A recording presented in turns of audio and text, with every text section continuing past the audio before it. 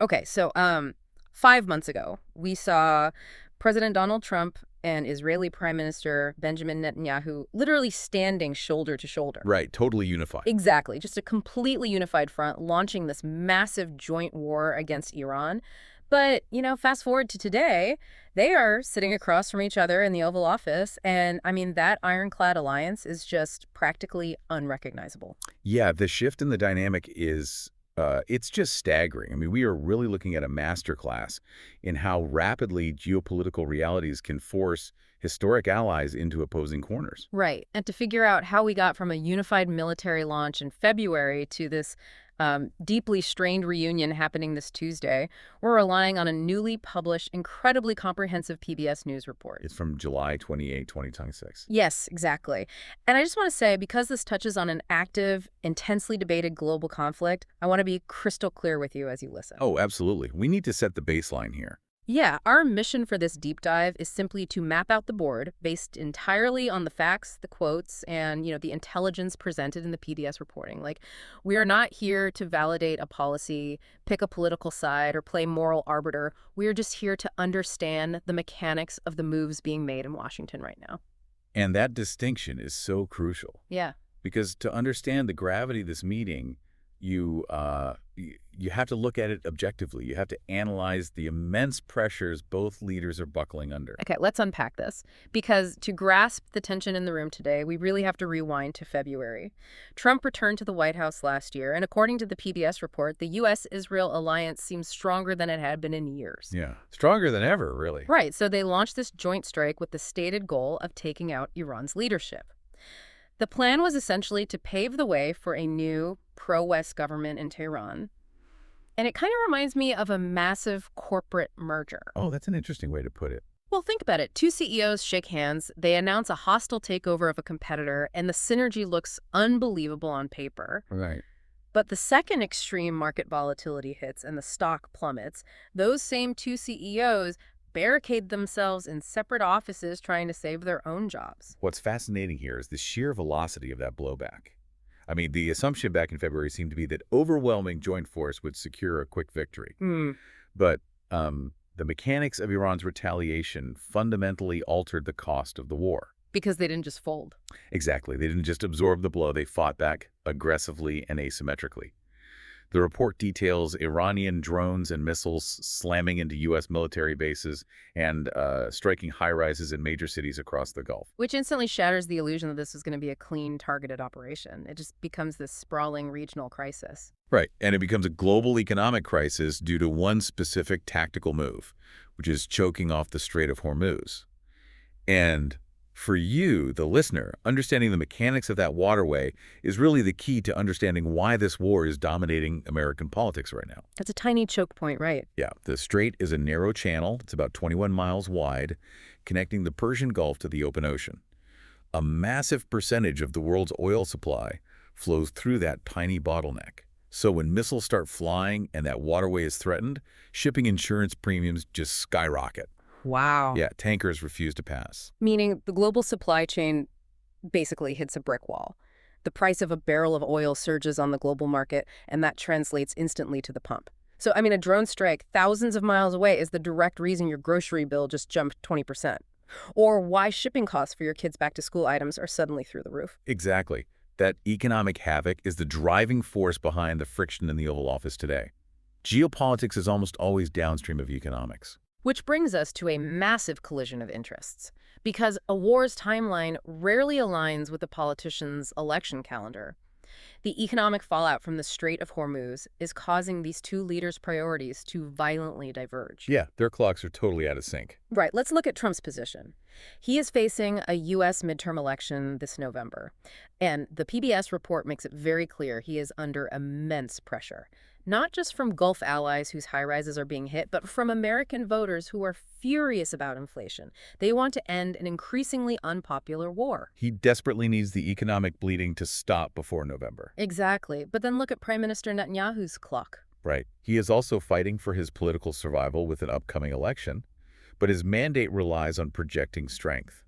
According to the reporting, he believes he must continue the fight against Iran and its proxy, Hezbollah, in Lebanon. So stopping is not an option for him. No, stepping back from the war now could actually trigger the collapse of his own coalition. And adding to his domestic crisis is the visible deterioration of his relationship with Trump. Which has historically been a massive political asset for him in Israel, right? Huge asset. So you have a situation where the U.S. needs the war to end for economic reasons, and Israel needs it to continue for security and political reasons. So who is actually steering the ship at this point? Well, the U.S. has forcefully taken the wheel, and they really aren't hiding it. The PSS report highlights this revealing column by Amit Segal, a prominent Israeli journalist for the Israel Hayom newspaper. What did he say? He wrote, "The Americans are making it clear to the Israelis they're the ones who are running the war. It is clear to everyone that Israel has been put in the back seat." But wait, if Israel has been shoved into the back seat because Washington is actively seeking a diplomatic off-ramp with Tehran, I'm assuming Netanyahu isn't flying to Washington just to sit quietly. Definitely not.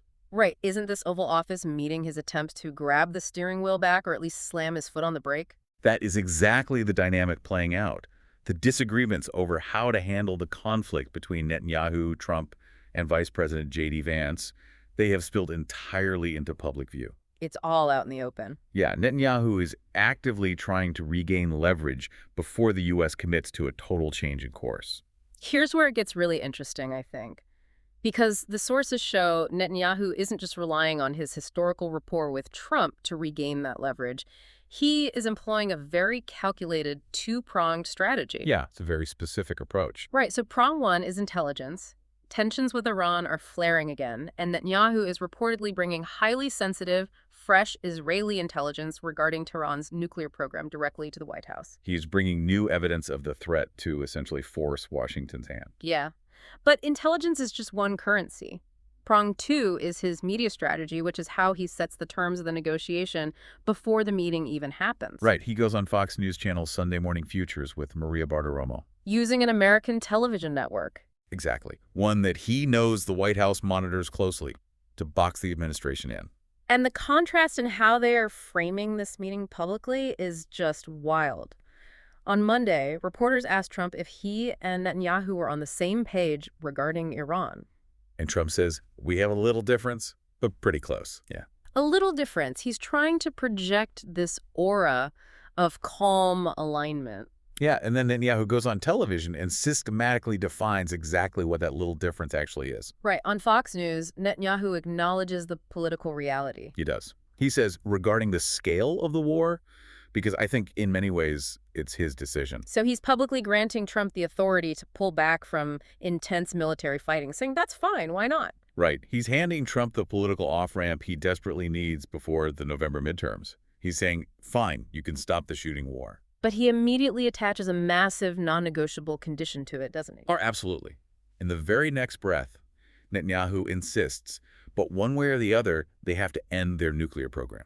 Yeah, and he uses the interview to deliver a direct threat to Tehran, warning that any Iranian attack on Israel will be met with a very forceful response.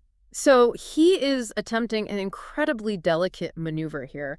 He is publicly giving the U.S. president the diplomatic space to claim the war is winding down, but drawing an absolute red line around Iran's nuclear capabilities. Exactly. He's retaining Israel's right to strike forcefully while technically yielding to U.S. command. But, you know, a tough interview on Fox News and some new intel folders aren't enough to appease a White House that feels the political heat of civilian casualties and economic blowback. No, not at all. So Netanyahu has to bring actual structural concessions to the table, right? He does.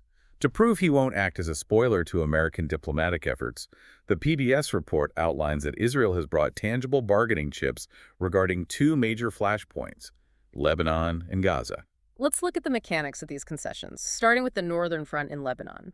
The U.S. and Israel have signed a framework agreement over the Israel-Hezbollah war. Right, and Trump has reportedly complained that too many people are being killed by Israeli strikes, so Netanyahu really has to demonstrate an attempt at de-escalation. Yeah, so the report details a pilot program where the Israeli military, which currently occupies much of southern Lebanon, will allow the Lebanese National Army to deploy into certain villages. The tactical logic there is important to understand. Go ahead.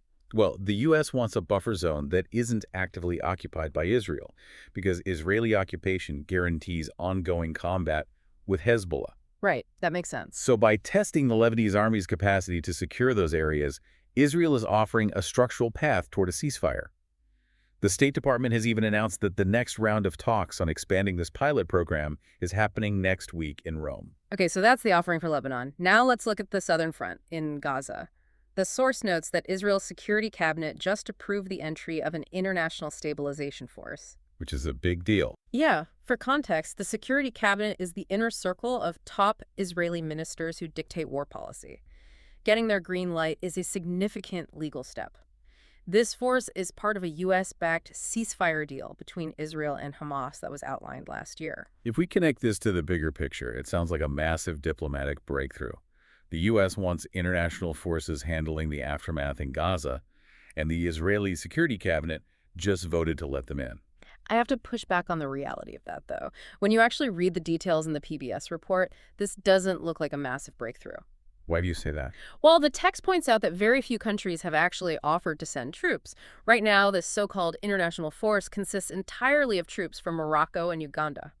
And they aren't being handed sweeping peacekeeping authority across Gaza. No, they are highly restricted. Yeah, they are being confined to a small, desolate patch of land in Rafah, down in the south. Their only mandate is to vet and house displaced Palestinians, and Israel retains the right to approve their entry on a strict case-by-case basis. To me, this doesn't look like a structural concession. It looks like a heavily micromanaged experiment, right? Exactly. Designed just to give Trump a talking point for the cameras. Is this a genuine concession, or just enough on paper to placate the White House? I'd actually argue that's the entire point of the maneuver. The micro-experiment is the feature, not a bug. How so? The report notes that while Israel is allowing this tiny footprint of Moroccan and Ugandan troops to set up administrative housing in Rafah, the Israeli military is still actively carrying out strikes. They state these target militants, but the PBS report explicitly notes these strikes continue to kill civilians. So the concession is essentially an illusion. They are offering the optics of an international handover while maintaining total military dominance over the territory. It's a calculated diplomatic offering. Netanyahu provides just enough movement on paper, testing the waters with the Lebanese army, admitting a handful of African troops into Rafah to allow the White House to claim they are successfully de-escalating the region. But, the strategy of appeasing Washington with micro-concessions while actively frustrating their broader goals seems to be taking a permanent toll on the alliance. A massive toll. The PBS sources point to something much deeper than just two leaders bickering over tactical disagreements. The actual foundation of American support for Israel is cracking. The institutional damage is severe. The tactical chess match we've been discussing is playing out on top of shifting geopolitical tectonic plates. Right, let's talk about the polling data the report cites, specifically the AP NORC poll published earlier this month. AP NORC is one of the most rigorously conducted public opinion surveys in the country. And their findings are pretty stark. Yeah, they show a dramatic erosion of support for Israel among American adults. But the truly alarming metric for Israeli officials is the collapse of bipartisan support, driven largely by the conduct of the war in Gaza. Which is a huge shift. For decades, the golden rule of the U.S.-Israel relationship was bipartisanship. Israel didn't have to worry about whether a Democrat or a Republican was in the White House because the institutional support was identical. And the loss of that bipartisan shield is a catastrophic vulnerability. The erosion isn't just in the electorate, it is happening at the highest echelons of the U.S. government. Oh, absolutely. The PBS report includes a quote from Vice President J.D. Vance that illustrates just how isolated Israel has become. Yeah, in June, Vance delivered a stark, blunt warning to Israeli officials. He told them that Donald Trump is their only friend among world leaders. That is a staggering thing to say to a strategic partner. It's a total isolation tactic. Yeah, he's essentially saying the global community has abandoned you, the American political consensus has abandoned you, we're all you have left, so you better fall in line. And that reality is paralyzing the Israeli political establishment. It really is. The report contrasts Vance's warning with a deeply cynical observation from Ben Caspit, a highly influential political commentator for the Israeli newspaper Maariv. What did he write? Analyzing the current state of affairs, Caspit wrote simply, "We've lost America. Thank you, Bibi." We've lost America. When an Israeli commentator writes that in a major paper, you realize how far the narrative has shifted. So what does this all mean? Well, it means the alliance has fundamentally changed. Right. We started by looking at a unified war machine in February. Now we have global supply chains breaking down, immense economic pressure threatening Trump's midterms, Netanyahu fighting for political survival while losing America's bipartisan backing, and a media strategy built on veiled threats and micro-concessions. It's a lot to untangle. When these two men look across the Resolute desk today, what exactly is the nature of their alliance? It is mutated from an alliance of shared vision into an alliance of mutual containment. Mutual containment. Exactly. Back in February, they shared a genuine, long-term geopolitical objective, which was reshaping the Middle East by removing Iran's leadership. Today, they don't share a long-term vision at all. Because the domestic pressures are just too great. Precisely because of that.